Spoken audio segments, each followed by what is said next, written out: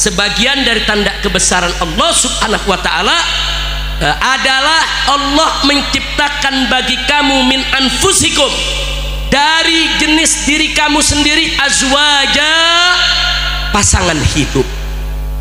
Kata min anfusikum, dari jenis kamu sendiri, saudara, itu sudah cukup menunjukkan kepada kita bahwa perkawinan yang disyariatkan oleh Allah subhanahu wa ta'ala di antara umat Nabi ini adalah dari jenis mereka sendiri, sesama manusia, bukan menikah dengan hewan, saudara. Sengaja ini saya garis bawahi karena ternyata zoofilia itu menikah dengan hewan, kawin dengan hewan, ya kawan. Ternyata kalau dulu itu menyerang negara-negara barat, hari ini sudah menyerang negeri kita, ya kawan. Di negeri kita bagaimana kelompok-kelompok liberal sudah berani secara terang-terangan melakukan perkawinan dengan hewan, melakukan perkawinan dengan anjing, dengan kambing. Mereka melakukan perayaan. Inna lillahi wa inna ilaihi raji'un. Dan ini peringatan buat kita semua, nggak boleh kita biarkan, ya ikhwan. Hari ini kita biarkan, maka besok generasi kita akan dirusak oleh mereka, saudara. Makanya Allah nyatakan, wa min ayatihi an khalaqalakum min anfusikum, dari jenis kamu, kawin dari jenis kamu sesama manusia, bukan kawin dengan hewan. Enggak sampai di situ, azwaja, Allah jadikan pasangan hidup. Kalau Al-Quran sudah menyebutkan azwaja, pasangan hidup, berarti di sana antara pria dan wanita, antara jantan dan betina, bukan betina dengan betina, bukan jantan dengan jantan, bukan perkawinan laki dengan laki, perempuan dengan perempuan seperti yang kita kenal saat ini. Berapa banyak, saudara, media-media di negeri kita yang dengan sadar dan sengaja ingin merusak umat Islam. Mereka mempropagandakan LGBT, lesbian, saudara. Kemudian di situ LGBTG-nya gay, saudara. Jadi ada lesbi, ada gay, saudara, ada bisex, ada transgender, saudara. Ini semua bertentangan dengan syariat yang dibawa oleh Nabi kita Sayyiduna Muhammad sallallahu alaihi wasallam. Jadi ayat ini indah, kita diingetin, ingat ya, sebagai tanda-tanda dari kebesaran Allah. Perkawinan itu dari jenis kamu sendiri, jangan dengan hewan. Azwaja, berpasang-pasangan dong, laki dengan perempuan, betina dengan jantan, jangan sejenis, nggak boleh perkawinan sejenis. Nah, untuk apa semua itu? Allah nyatakan litaskunu ilaiha, agar kamu merasa cenderung aman, damai di sisi pendampingmu tadi, di sisi pasanganmu tadi. Ini kata litaskunu ilaiha maknanya luas. Jadi supaya kalau kita menikah sudah sesuai aturan Allah subhanahu wa ta'ala. Untuk apa? Supaya hati kita tenang, pikiran kita tenang, jiwa kita tentram, cenderung kepada pasangan hidup kita, litaskunu ilaiha, supaya kamu cenderung, kamu aman, kamu damai di sisi pasangan hidupmu. Subhanallah. Apa sih maksudnya, saudara? Maksudnya tidak lain dan tidak bukan kedamaian zahir dan batin. Karena itu perkawinan bukan hanya persoalan kebutuhan biologis. Perkawinan bukan hanya urusan ranjang di kamar. Perkawinan harus mampu litaskunu ilaiha. Coba bagaimana kamu merasa cenderung kepada pasanganmu, damai, tentram. Artinya yuk kita berbagi kasih, berbagi sayang, berbagi cinta dengan pasangan hidup kita. Yuk kita berbagi suka dan duka, saudara.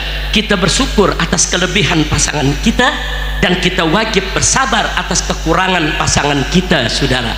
Litaskunu ilaiha, saling menyimpan rahasia. Jangan menyimpan rahasia ke orang lain, jangan. Simpan rahasia dengan pasangan hidup kita, ya ikhwan.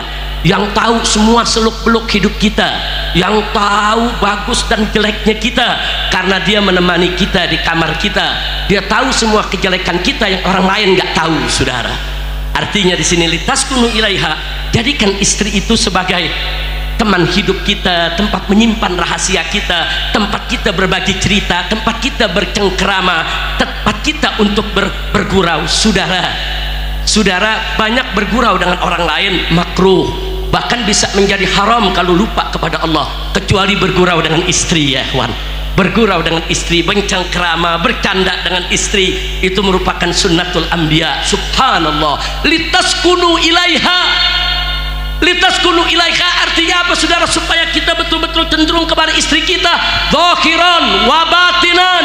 Jadikan istri kita sebagai ratu dalam rumah tangga kita saudara.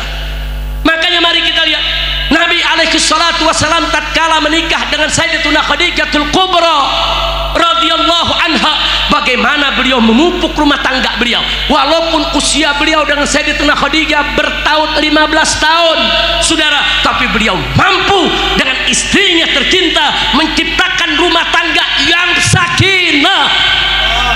Enggak sampai di situ saudara, setelah wafatnya Khadijah kemudian Nabi melakukan poligami, menikahi beberapa wanita. Tapi ada yang menarik, ada 9 wanita saudara dimadu oleh Nabi alaihi salatu wassalam, tapi tidak satu pun rumah tangga Nabi yang berantakan saudara. Subhanallah. 9 istri dimadu, semua bahagia, semua senang. Kenapa? Karena Nabi alaihi salatu wassalam selalu membangun rumah tangganya atas dasar iman takwa kepada Allah. Siapa yang membangun rumah tangga atas dasar iman takwa kepada Allah, niscaya rumah tangganya akan bahagia saudara. Maka itu Allah lanjutkan, wa ja'ala bainakum mawaddatan warah. Jadi kalau kita sudah litaskunu ilaiha, betul-betul kita jadikan istri kita sebagai ratu rumah tangga kita saudara. Istri kita bukan untuk dibentak, istri kita bukan untuk dipukuli, istri kita bukan untuk dianiaya, istri kita bukan untuk disakiti, tidak saudara. Uzawwijuka ala ma amarallahu bihi min imsakin bima'ruf atau tasrihin bi ihsan. Pegang itu istri secara baik, muasyarahnya harus baik dengan istri. Kalau sudah tidak mampu untuk berbuat baik kepada istri, jangan disakiti. Tasrihin bi ihsan, tapi berpisahlah secara baik-baik, kembalikan kepada orang tuanya secara baik-baik. Jangan sekali-kali saudara kita jadikan istri bagaikan budak saudara, kita siksa, kita aniaya, kita hancurkan zahir batinnya. Na'udzubillah min dzalik. Maka itu tidak ada suami di dunia sebaik Nabi kita Muhammad sallallahu alaihi wasallam. Tidak ada suami di dunia sehebat Nabi kita Muhammad sallallahu alaihi wasallam saudara. Luar biasa saudara. Suatu ketika Nabi alaihi salatu wasallam pernah pulang kemalaman, ketok pintu rumah Aisyah radhiyallahu taala anha saudara. Sekali ketuk tidak ada sautan, 2 kali ketuk tidak ada sautan, 3 kali ketuk dengan memberikan salam tidak ada sautan. Kemudian Nabi bentangkan kain burdahnya saudara di halaman daripada rumah Aisyah saudara. Kemudian Nabi tidur depan pintunya. Tengah malam Nabi bangun alaihi salatu wassalam. Tengah malam Siti Aisyah bangun. Biasanya begitu bangun lihat Nabi ada di sampingnya. Malam itu kok Nabi nggak ada di sampingnya. Ingat, semalam pintu ditutup dari dalam ya ikhwan. Kemudian Sayyidatuna Aisyah melongok di luar pintu, ternyata Nabi sedang tertidur di depan pintunya. Kemudian Siti Aisyah sedih saudara, menyesal, ya Rasulullah, kenapa kau nggak bangunkan aku? Kenapa nggak kedor aja itu pintu? Bangunkan aku, jangan kau tidur di luar begini. Tapi yang menarik adalah jawaban Nabi, saudara, ya Aisyah, aku tahu kau sibuk sepanjang hari, kau sudah capek mengerjakan pekerjaan rumah, aku nggak sampai hati mengganggu istirahatmu. Subhanallah. Waktu istirahat istri Nabi nggak mau mengganggunya saudara. Subhanallah. Pantas 9 istri semua damai, 9 istri semua sakinah. Orang sekarang maaf 2 istri kadang-kadang piring terbang tiap hari. Jangankan 2, istri 1 kadang-kadang meja terbalik. Nah, jujur aja zaman sekarang, betul? Nah, jadi sekarang yuk mari kita mencontoh kita punya Nabi. Bukan mencontoh poligaminya, mencontoh monogaminya, bukan, tapi mencontoh bagaimana Nabi alaihi salatu wassalam tatkala beliau menjadi suami dari seorang wanita saudara, beliau laksanakan semua kewajibannya sebagai suami dan beliau berikan semua hak istrinya tanpa sedikit pun dikurangi. Subhanallah. Bagaimana Nabi membangun rumah tangganya saudara dengan iman, dengan takwa, mengajak istrinya untuk beriman kepada Allah, bertakwa kepada Allah, sehingga rumah tangga beliau selalu sakinah dari awal sampai akhirnya. Alhamdulillah.